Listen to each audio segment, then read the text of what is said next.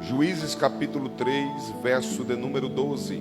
Só quem encontrou diga glória a Deus. Porém, os filhos de Israel tornaram fazer mal aos olhos do Senhor. E então o Senhor esforçou a Eglon, rei dos Moabitas, contra Israel. Portanto, fizera o que parecia mal aos olhos do Senhor.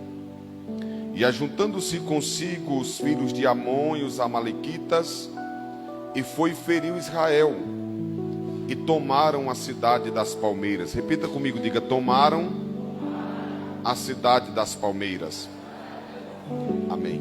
E os filhos de Israel serviram a Eglon, rei dos Moabitas, 18 anos. Então os filhos de Israel clamaram ao Senhor, e o Senhor lhe levantou um libertador, Eude, filho de Gera, benjamita, homem canhoto. E os filhos de Israel enviaram pela sua mão um presente a Eglon, rei dos Moabitas. E Eude fez uma espada de 2 fios, do comprimento de um côvado, cingiu por debaixo das suas vestes a sua coxa direita. Você pode dizer glória a Deus por esta palavra? Assente adorando a Deus. Irmãos, nós estamos aqui nessa noite mediante a uma palavra que eu costumo dizer que liberta, transforma, cura, sara e leva o homem e a mulher ao céu de luz. Poderosa é esta palavra. Os versos que nós acabamos de ler, quem sabe não é uma mensagem tão conhecida de todos. Não é uma mensagem que a gente ouve costumeiramente alguém ministrar.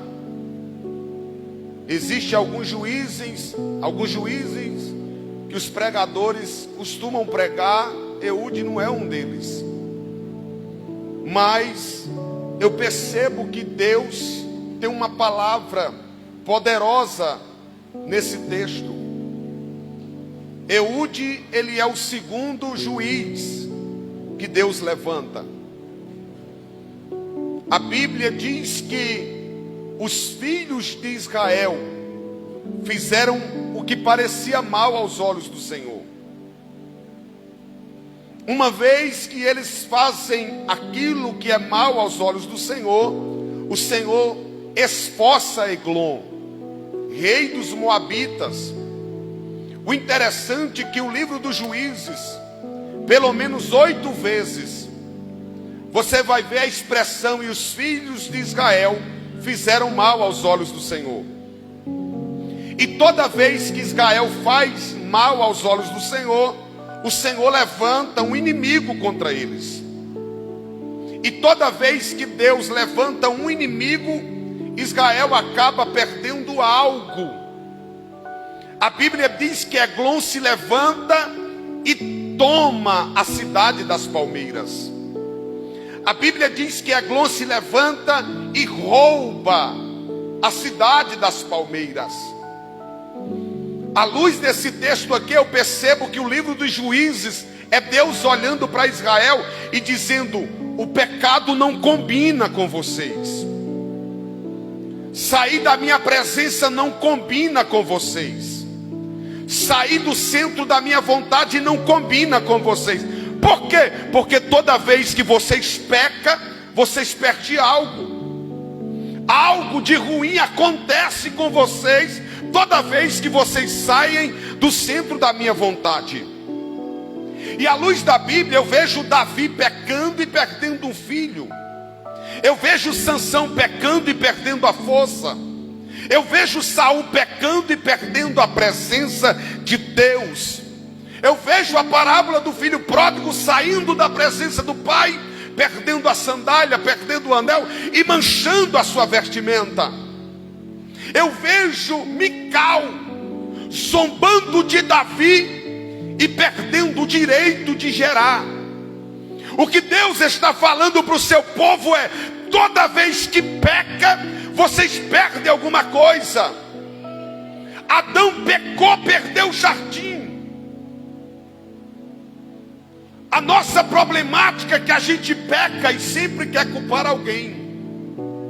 Tem gente que culpa o esposo, tem esposa que culpa o esposo, tem esposo que culpa a esposa, tem gente que culpa pastor, culpa a igreja. Mas sabe qual é a problemática? Que no fundo do fundo a gente sabe que o erro foi nosso, a culpa foi nossa. É porque tem uma geração aí que está com a síndrome de Adão. Deus pergunta para Adão, ele coloca a culpa na mulher. Deus pergunta para a mulher, ela coloca a culpa na cobra. E vai um lançando a culpa no outro. Mas eu vim aqui debaixo da autoridade do sangue do Cordeiro dizer para alguém: chegou a hora de assumir a responsabilidade. Eu vou melhorar para você entender. Chegou a hora de tomar vergonha na cara, dizer: eu pequei mesmo, mas eu preciso consertar com o meu Deus. Me ajuda a pregar, olhe para alguém que está do teu lado e diga: pecado não combina com você. Será que você não percebeu que toda vez que você erra, você perde algumas coisas? Quem sabe eu estou pregando para alguém aqui nessa noite que perdeu algumas coisas. E você sabe que a culpa é sua. Israel, ele peca contra o Senhor. E a Bíblia diz que Eglon vem com força total e toma a cidade das palmeiras, Jericó, uma cidade amaldiçoada. Mas pelo menos duas coisas boas tinha aqui. A primeira coisa, as palmeiras. As palmeiras geravam sombra. A primeira coisa que Israel vai perder é a sombra.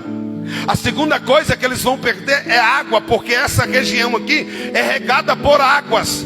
Eglon invade a cidade e o texto diz: e ele toma a cidade das palmeiras.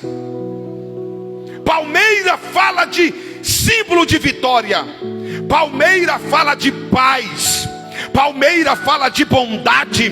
Palmeira fala de regeneração. Palmeira fala de imortalidade. A Bíblia diz que eles perdem a cidade das palmeiras. Palmeiras tinham um significado para o povo de Deus muito forte. Salmo de número 92, verso 12 diz: o justo florescerá como a palmeira. Ramos de palmeiras eram usados no tabernáculo. Ramos de palmeiras foram usados na entrada triunfal quando Jesus entra em Jerusalém. O texto diz que eles tomam a cidade das palmeiras. Eglon agora vai montar o seu quartel general. Aonde, pastor? Na cidade das palmeiras. Por quê? Porque na cidade das palmeiras tem sombra e tem água.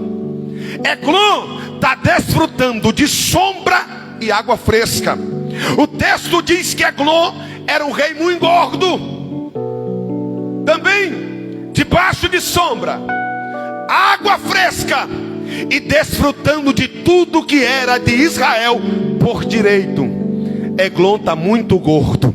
A pergunta do Espírito Santo para alguém aqui nesta noite é: até quando você vai permitir o teu adversário engordar com aquilo que é seu por direito? Eu vou repetir: até quando você vai permitir o teu adversário engordar com aquilo que é seu por direito?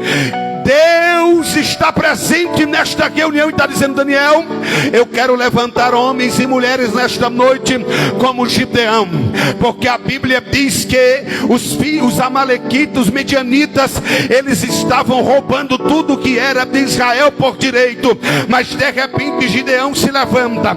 Quando Gideão se levanta, ele libera pelo menos uma frase dizendo: o diabo não vai roubar o que é meu, o diabo não vai tomar o que é meu, o diabo diabo não vai levar o que é meu. Eu vou liberar isso aqui, irmão, porque tem moça de 14 anos que está dizendo que vai sair de casa. Quem vai sair de casa é o capeta. Quem vai sair de casa é a capetada toda. Quem sabe o teu marido disse: eu vou sair de casa. Quem vai sair de casa é os demônios. O grandão está na casa e está dizendo: eu estou levantando uma geração com autoridade nesta noite, com poder, com unção e com graça. Elevar a calamaia céu. Eu estou pregando para a igreja certa aqui nessa noite. Então coloca a mão no ombro de alguém que está do teu lado, dá uma chacoalhada santa nele, diga assim: levanta diante do Deus que você serve.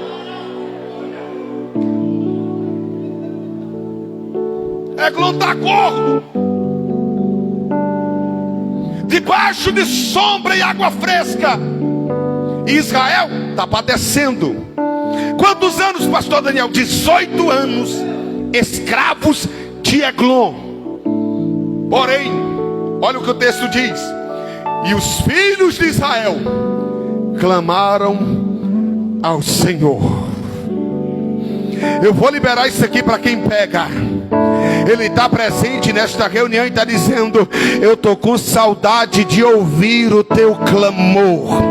Isaías 59 diz: os ouvidos de Deus não estão agravados para que possa ouvir. A pergunta que eu mais ouço alguém me perguntar é: Deus me ouve, pastor? Será que Deus me ouve, pastor? Parece que o céu está de bronze, pastor. A resposta está em Isaías capítulo 59. O ouvido de Deus não está gravado. Ele está ouvindo a tua adoração, Ele está ouvindo o teu clamor, Ele está ouvindo a tua súplica neste lugar. Pastor, o que é que eu faço? Clame. A Bíblia diz que Bartimeu está na beira do caminho.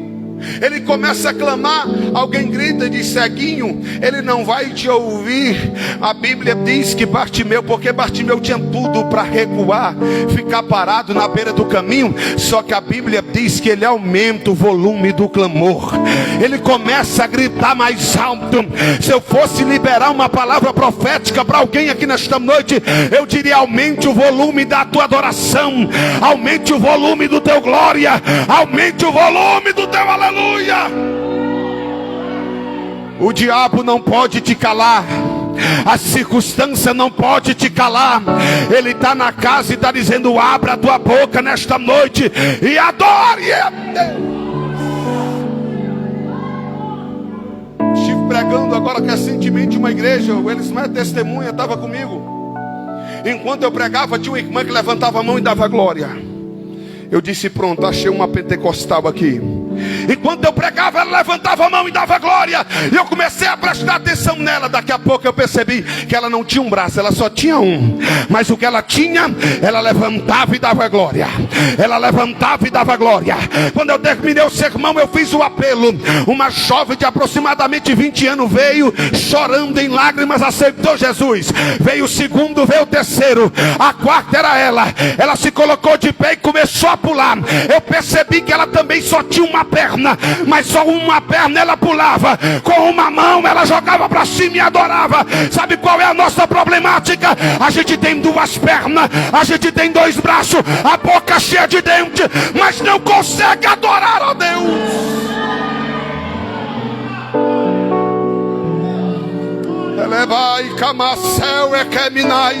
Ele está presente nesta reunião. Está perguntando para alguém: cadê a tua adoração? Cadê? Cadê a tua adoração? Cadê? Cadê a tua adoração? Cadê? Cadê a tua adoração? Cadê? Cadê a tua adoração para Ele aqui nessa? Eu vou repetir: a circunstância não pode te parar.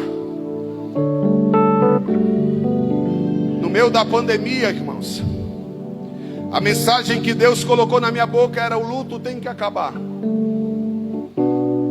Porque a gente perdeu muitas pessoas queridas na pandemia. E aonde eu ia tinha muitas pessoas enlutadas. E Deus bradou no meu coração: a mensagem é: o luto tem que acabar. Eu estava pregando em Goiânia. Preguei num congresso. Após o congresso eu ia pregar em uma vigília. E eu estava indo em direção a essa vigília quando o telefone tocou. Meu pai estava internado. E a triste notícia veio que ele faleceu. Eu voltei para Brasília, fiz todos os trâmites para o enterro do meu pai. À noite eu tinha um congresso para pregar. A vontade era ficar em casa, mas veio aquela voz. E a mensagem que você pregou na pandemia inteira, dizendo que o luto tem que acabar. Vai ficar enlutado ou vai fazer a minha vontade? Vai ficar enlutado ou vai fazer o meu querer? Vai ficar parado ou vai fazer o que eu quero que você faça?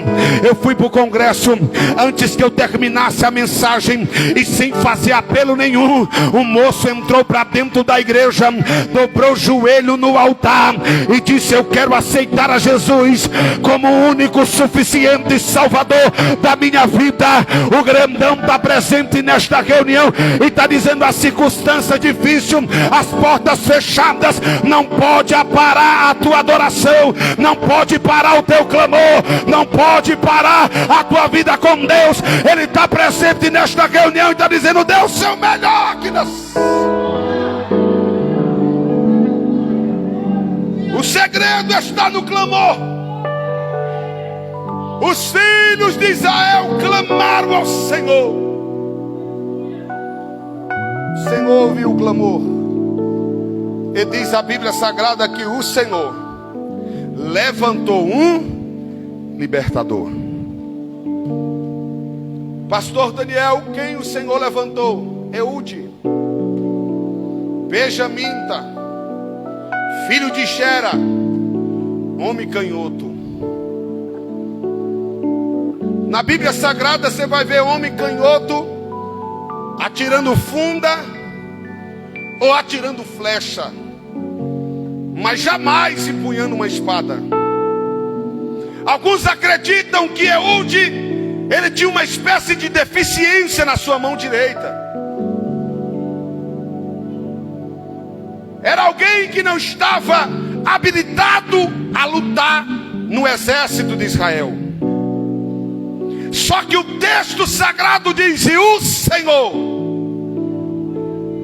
levantou um libertador, Eude, benjamita, filho de Gera e homem canhoto. Sabe por quê, irmão? Porque o Deus que eu sirvo é o Deus que levanta os improváveis. Pastor, o que isso significa? É alguém olhando e dizendo: esse aí não presta. Deus olhando e dizendo: mas para mim presta. Esse aí não serve. Deus olhando e dizendo: mas para mim serve. Esse aí não vai chegar muito longe. Aí Deus olha e diz: vai chegar onde eu quero que ele chegue. Eu vou liberar isso aqui nesta noite. O grandão está presente nesta reunião e está dizendo: eu levanto quem eu quero, na hora que eu quero, do jeito que eu quero. Talvez alguém está olhando e está dizendo: eu não fui com a cara dele. O grandão está na casa e está dizendo: eu chamei, escolhi e levantei na minha mão.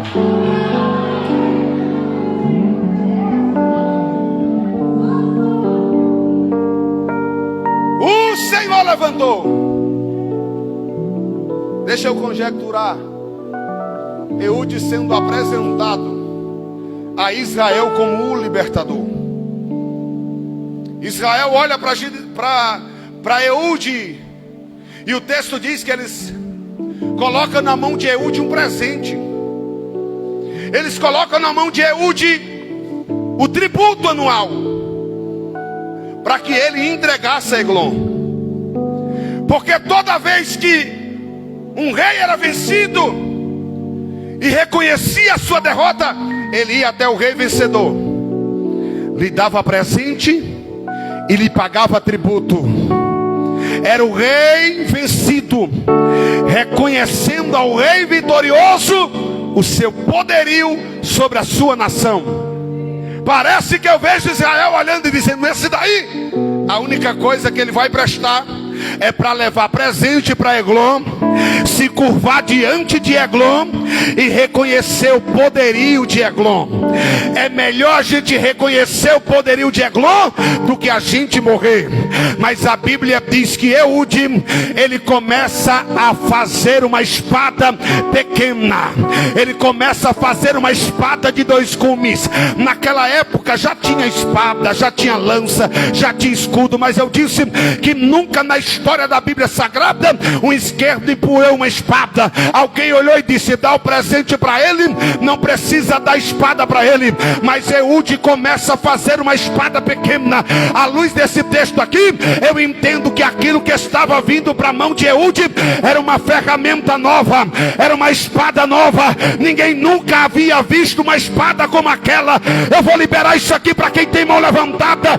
O grandão está na casa e está dizendo: eu tenho uma arma nova para colocar na tua mão, eu tenho uma ferramenta nova para colocar na tua mão. Ele está presente nesta reunião e está dizendo: toma posse, toma posse, toma posse. Tem alguém que toma posse disso aqui? Me ajuda a pregar, irmão. Olha para alguém que está do teu lado e diga: nessa noite o Senhor dos Exércitos está colocando sobre as tuas mãos uma arma nova. Sabe qual é a nossa problemática? A gente vê alguém pregar e diz: eu quero pregar como ele. A gente vê alguém cantar e diz: eu quero cantar como ele. Mas eu gosto, irmão, do texto quando Saul tenta colocar armadura em Davi. Aí o texto categórico diz: e Davi não conseguiu andar com aquilo. Por quê, pastor? Porque a arma que Deus tem é o teu tamanho. A armadura que Deus tem é o teu tamanho. Não precisa querer se parecer com A ou com B. O que Deus tem para você é algo novo. Ele está nesta casa e está dizendo: eu não trabalho com réplica, eu não trabalho com eco, eu tenho algo novo, novo, novo, novo, novo, novo, novo, novo, novo, novo, novo, novo, novo, novo, novo. Tem alguém que pega.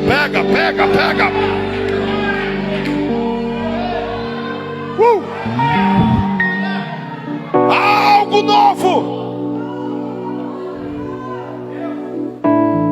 Pastor, me prova na Bíblia que Deus sempre tem uma arma nova. Eu te provo. Porque para Eude, Deus tem uma espada pequena. Para Sansão, Deus tem uma queixada de jumenta. Para Sangar, Deus tem um guilhão de boi. Para Jael, Deus tem uma estaca e um martelo. Para Davi, Deus tem uma funda. Para Moisés, Deus tem apenas um cajado. Deus sempre tem uma arma nova para colocar na mão dos seus escolhidos. Eu vou liberar para quem pega. Ele está na casa e está dizendo: eu tenho uma arma para colocar nas tuas mãos. Eu tenho uma arma para colocar nas tuas mãos. E de todas essas armas aqui, eu gostaria de falar do cajado. Porque quando eu olho para o cajado, eu entendo que o cajado ele tem pelo menos 4 finalidades. Ele tem várias, mas eu quero falar de 4. A primeira finalidade de um cajado de um pastor, porque o pastor andava naquela época, ou anda até o dia de hoje, em lugares montanhosos, com muitas pedras, com muitos vales. A primeira finalidade do cajado do pastor, ele usava para caminhar, para dar sustentabilidade. Aí sabe que o Espírito falou no meu coração: Daniel, é tu que prega, mas é o meu cajado que te mantém de pé. Daniel, eles louvam, mas é o cajado que mantém eles de pé. Daniel, eles podem até pastorear, mas estão de pé por causa do cajado que eu coloquei sobre as mãos deles. Eu vou liberar isso aqui. É tu que prega, é tu que canta, é tu que ora, é tu que jejuma, é tu que evangeliza, mas tu está de pé, tua casa está de pé, teu casamento está de pé, porque o cajado que Deus colocou na tua mão está te dando sustentabilidade, sustentabilidade, sustentabilidade. Segunda finalidade do cajado de um pastor, porque o pastor ele levava as ovelhas para tomar água, como Davi salmodia no Salmo de número 23, águas tranquilas e pastos verdejantes. Quando ele diz, ainda que eu andasse pelo vale da sombra da morte, é porque de um lado era montanha, do outro era mar, um despenhadeiro. O sol estava declinando, ficando escuro. É isso que Davi está declarando. Ainda que eu andasse pelo vale da sombra da morte.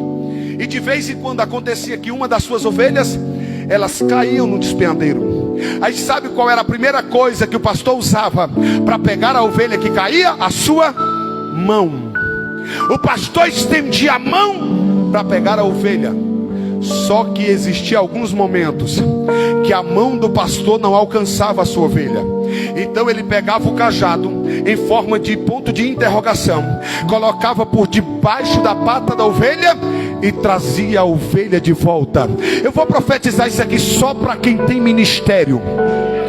Eu só vou profetizar para quem tem ministério. Sabe por quê, Sebastião? Porque existe algumas situações da nossa vida que a nossa mão não alcança. Eu vou repetir. Existe algumas situações da nossa vida que a nossa mão não alcança. O dinheiro que está lá na conta bancária não alcança. A peixada que a gente tem não alcança. Mas aonde a tua mão não alcançar, aonde a tua situação financeira não alcançar, aonde o teu conhecimento não alcançar, aquilo que a peixada que você tem não alcançar, o cajado que Deus colocou na tua mão alcança, alcança, alcança, alcança, alcança. A segunda finalidade do cajado do pastor é trazer a ovelha de volta. Pastor, e a terceira finalidade do cajado do pastor? O pastor usava o cajado como vara. Davi diz, o teu cajado e a tua vara porque é a mesma coisa aqui. Só lá no areal existe umas ovelhas que gostam de fugir do aprisco.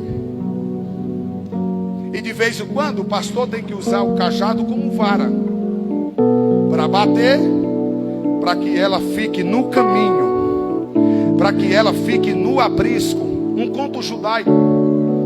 Alguns pastores saíam para pastorear o seu rebanho. E um daqueles pastores tinha uma ovelha, que só tem lá no areal, que gosta de fugir do aprisco, que gosta de sair do caminho. Ela saía do aprisco, do caminho, se perdia no meio do deserto, se enchia de carrapicho. O pastor achava, limpava ela, colocava de novo no aprisco. No dia seguinte ela fugia. Ele achava, limpava, colocava de novo no aprisco. Quando ela foi para fugir, o pastor pegou a vara, acertou na pata, quebrou, colocou sobre os ombros. Os demais pastores olharam e disseram, eu não acredito que você vai voltar esse deserto todinho com esta ovelha fujona sobre os ombros. O pastor olhou para os demais pastores e disse, eu levo ela nos ombros, mas não perdo para o predador. Eu vou liberar isso aqui na vida de alguém. Se for preciso Deus te pegar no colo, Ele vai pegar. Se for preciso te levar nos ombros, Ele vai levar. Mas Ele não vai te perder para o mundo. Ele não vai te perder para o diabo. E a quarta finalidade do cajado do pastor era uma ponta aguda. Porque no percurso havia alguns predadores. Pastor Daniel, e para que essa ponta aguda? Para colocar o predador para correr. Para colocar o predador para correr. Para colocar o predador para correr. Para colocar o predador para correr. A Bíblia diz que o adversário da nossa alma, ele anda rodeando, bramando, procurando quem possa tragar. Eu disse aqui que quem vai sair de casa não é adolescente de 14 anos. Quem vai sair de casa não é a tua esposa e nem o teu esposo. Porque o grandão está presente nesta reunião e está dizendo, eu vou usar o meu cajado e vou colocar o predador para correr.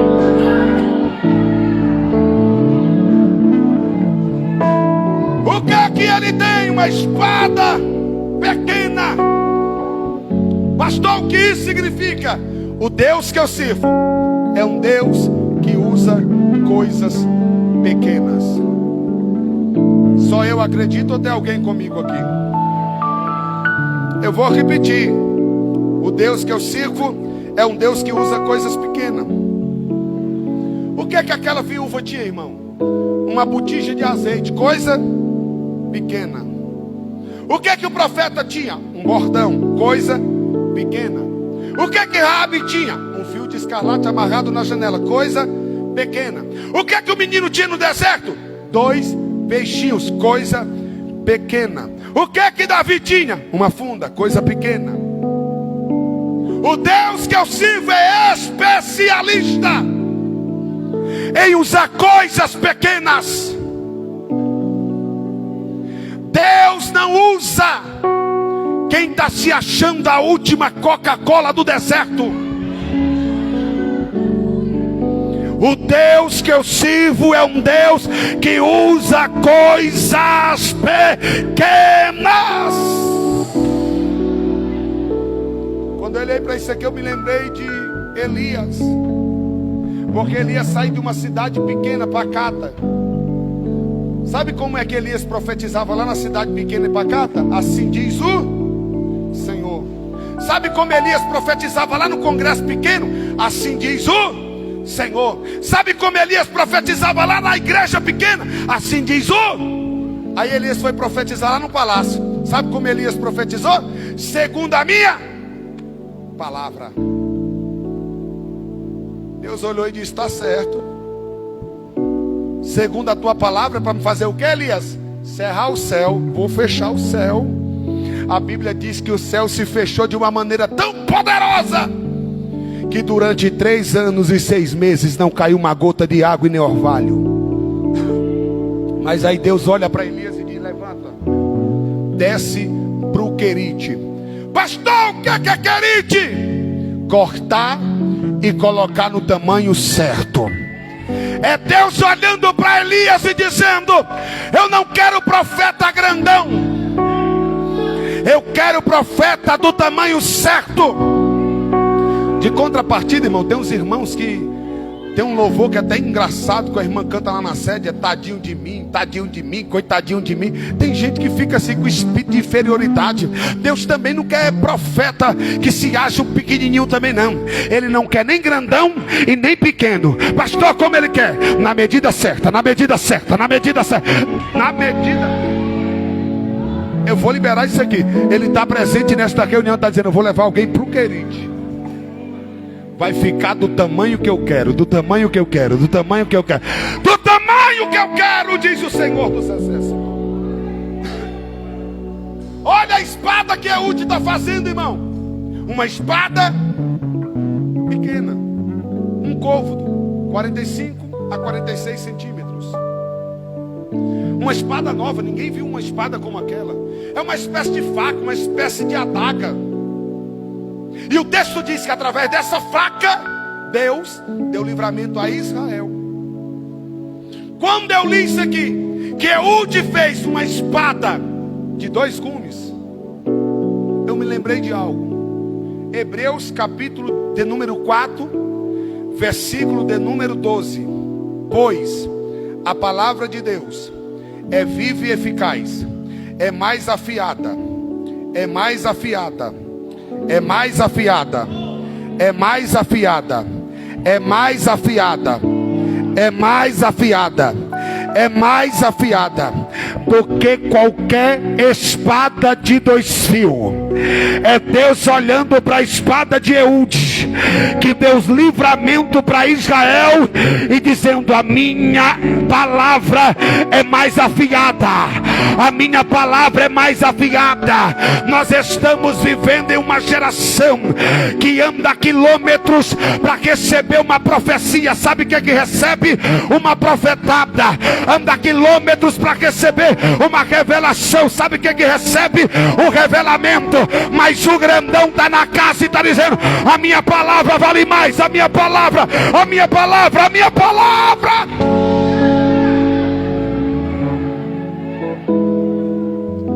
Tem alguém que crê no poder dessa palavra? O centurião olhou para Jesus e disse: não precisa entrar debaixo do meu telhado, mas libera apenas uma palavra.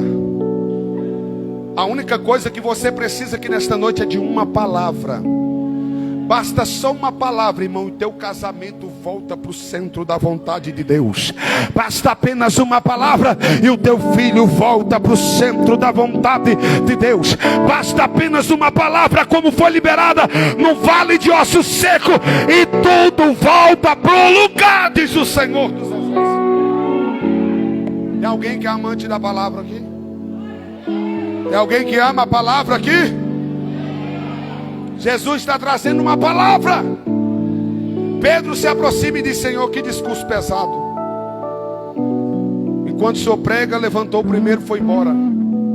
Enquanto o Senhor pregava, levantou o segundo e foi embora. Enquanto o Senhor pregava, levantou o terceiro e foi embora. Está todo mundo indo embora, Senhor. Pedro olha para Jesus, olha para Pedro e faz a seguinte pergunta: quer ir embora também? Parece que eu vejo Pedro respondendo, dizendo: Senhor, não vou embora. Não é porque aquela noite frustrante que eu não apanhei nada, o Senhor entrou dentro do meu barco e disse: lança a rede do lado direito. E eu peguei tanto peixe que o barco estava quase afundando. Não é por isso que eu não vou embora. Eu não vou embora. Não é porque o Senhor entrou dentro da minha casa e a minha sogra estava com uma febre altíssima e o Senhor restaurou a saúde dela, ela se tornou sã. Não é por isso que eu vou embora. Eu não vou embora. Não é porque o Senhor encontrou uma mulher que 18 anos ela estava encurvada e o Senhor a endireitou. Não é por isso que eu vou embora. Eu não vou embora. Não é porque o Senhor curou o homem da mão ressecada. Eu não vou embora. Não é porque o Senhor expulsou os demônios de Maria Madalena. Não é porque o Senhor expulsou os demônios do endemoniado de Gadara. Não é porque o Senhor curou o jovem lunático. Eu não vou embora. Não é porque o Senhor ressuscitou o filho da viúva de Naim. Eu não vou embora. Não é porque o Senhor ressuscitou a filha de Jairo. Eu não vou embora. Não é porque o Senhor ressuscitou a Lázaro, mas eu não saio da tua presença. Eu não saio da tua presença, porque só tu tem palavra, palavra, palavra, palavra, palavra de...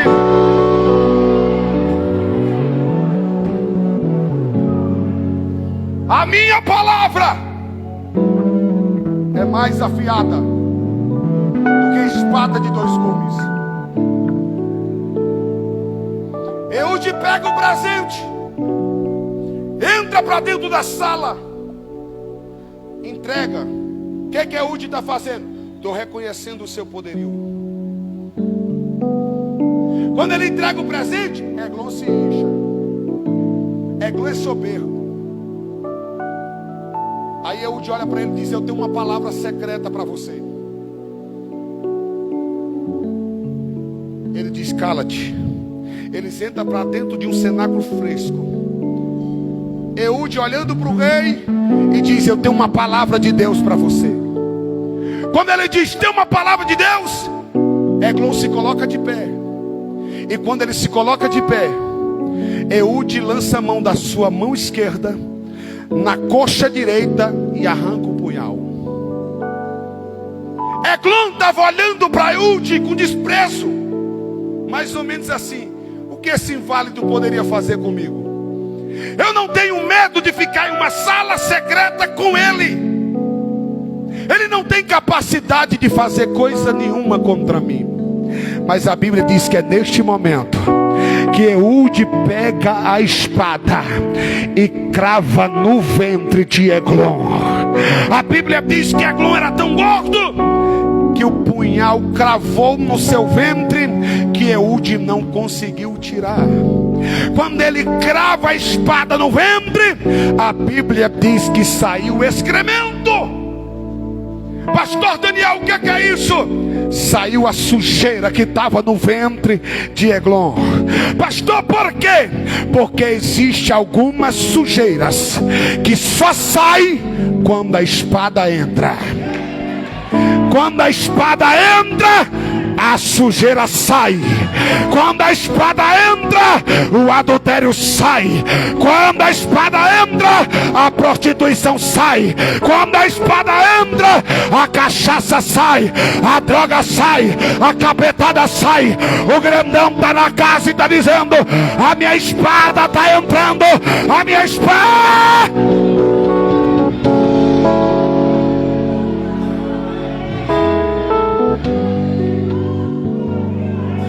a pregar, irmão. Olha para alguém que está do teu lado e diga: tem sujeira que só vai sair com o poder da espada. Com o poder da espada. Com o poder da espada.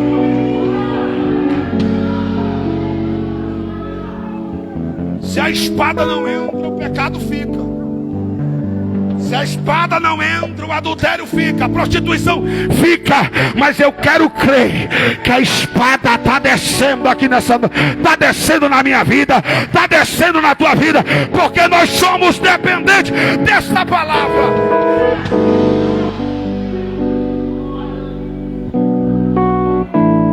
Eglon cai mortinho da Silva.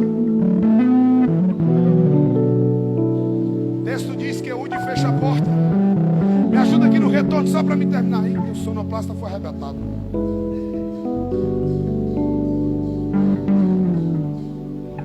Ele fecha o cenáculo fresco. Aí os soldados estão bem assim, ó. Ele deve estar descansando. Eglon deve estar descansando. A sala é fresca. Ele deve estar descansando.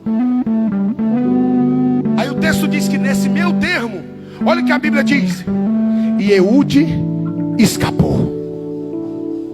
Repita comigo, diga: e Eude escapou. A Bíblia diz, irmão, que o adversário da nossa alma anda ao redor procurando quem possa tragar. Por que não te tragou? Porque Deus te deu livramento e você, diga: eu escapei. O diabo faz de tudo para tentar te pegar. Não pega por quê? Porque o laço do passarinheiro quebrou-se e você escapou. E você escapou. E você escapou. E você escapou. 1000 cairão ao teu lado, 10.000 à tua direita, e tu não será atingido. Deus tem livramento para você. Livramento pra... Se coloque de pé.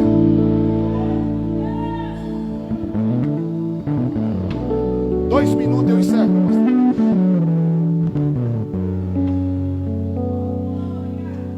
Eude sobe para a colina do monte, toca a buzina. Quando ele toca a buzina, Israel desce.